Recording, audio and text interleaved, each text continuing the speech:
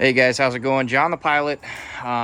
This is our 2024 Grand Highlander. I did a video on how we purchased it. I did some videos about the third row and get my light back going. I talked about the cargo mat and all this other stuff. Well, a YouTuber by the name of Kirk Creefills just put out some insider information that he had privy to. First and foremost, I am not sponsored by Toyota. I'm not sponsored by Kirk. I don't know who the heck he is. I'm just trying to see if this is going to formulate to be true, if you guys have heard about this. Production is stopping on these things.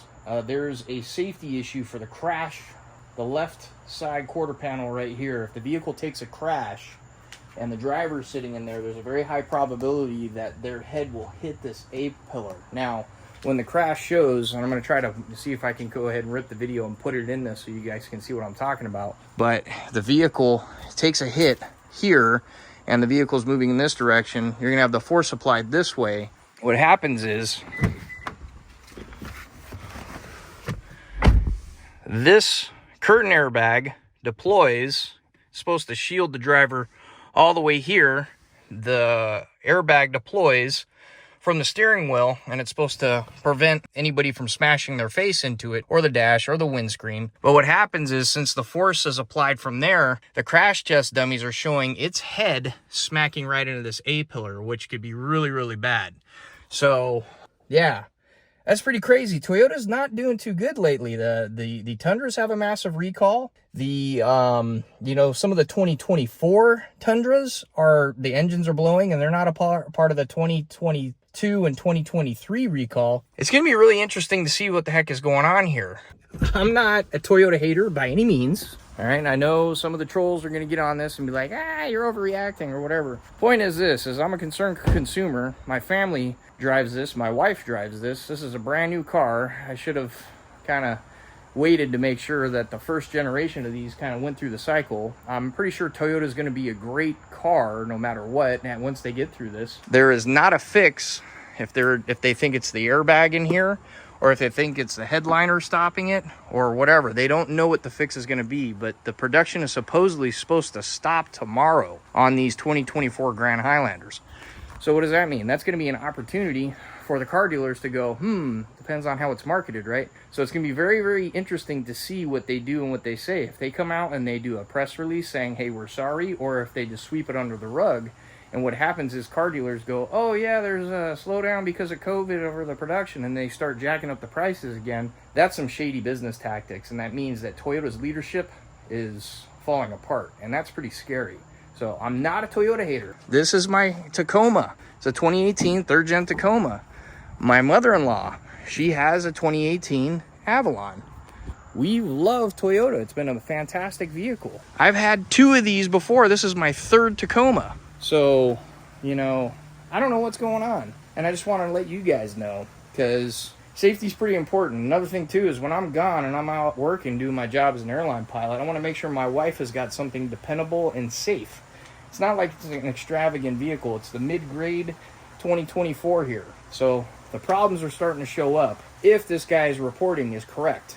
So if you have a 2024 Grand Highlander, all right, place some comments below. Share this video, get it out there, because supposedly a massive recall is coming for these as well in order to fix this. Don't know what the recall is going to be and what the fix is, but it has to do with the crash rating right here.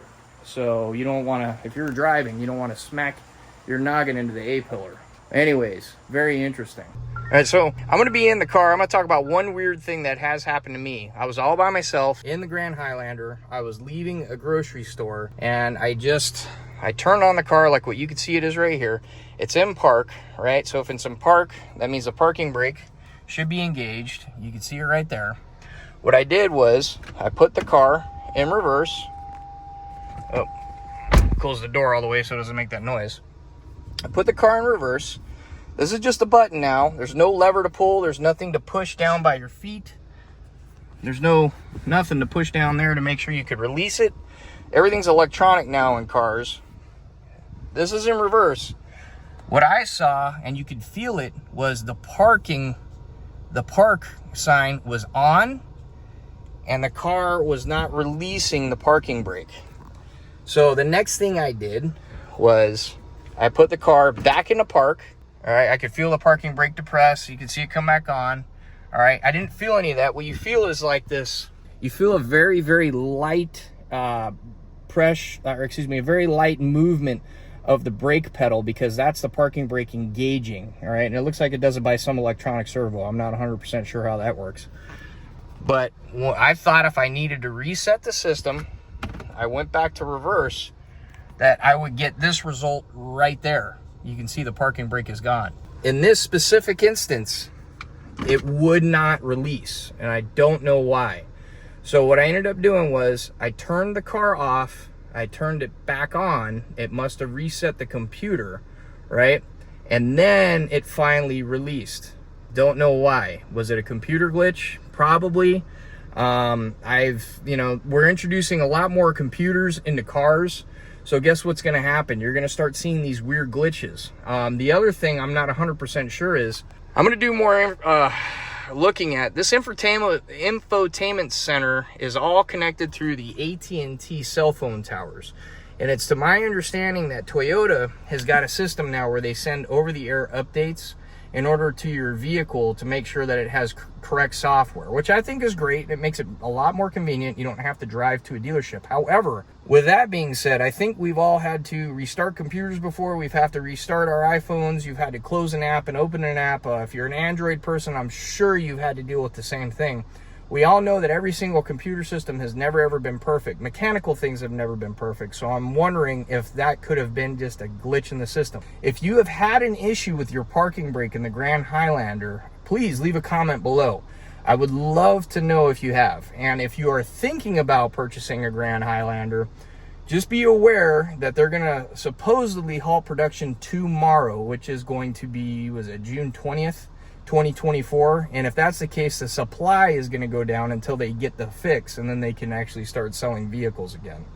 So don't let a dealer try to scare you or freak you out with some kind of, there's just a limited amount of supply, and they try to throw a higher addendum or a market adjustment on your purchase. So overall, my wife has absolutely loved her Grand Highlander. I mean, we've been using it quite regularly. How many miles we have on it now? All right, we're at about 2,290.2, and I think, there you go. Our gas mileage average has been about maybe 21 at best. So my son loves it. He's all the way in the back there. We're going to definitely rethink that now with the crash worthiness, because that's not exactly the best place to be. So, but with the baby, the mother-in-law, me, her, it's been working so far. It's going to be real interesting to see what happens. I can tell you this. I am holding off from buying a new Tundra, though, because they're on their third year and they're still having problems with them. There are 2024s that are having blown engines out there. You just got to dig for the information. So if you found this information, or excuse me, if you found this video helpful, please like it, share it. Lets the algorithm know that you like videos like this, and I'm going to try to bring more content as I can. Like I said before, I wanted to document everything I possibly could on the actual ownership of a 2024 Grand Highlander since it's its first year. It looks like there are snags that are going to start popping up. So hopefully they're not major. But give me a subscription. I would greatly appreciate it. It helps grow my channel, and I appreciate everybody who already has. I look forward to you in the next video. Ask me some questions, throw me some comments, share it, like it, subscription, all that good stuff. John the Pilot, I'll see you guys later. Have a good night.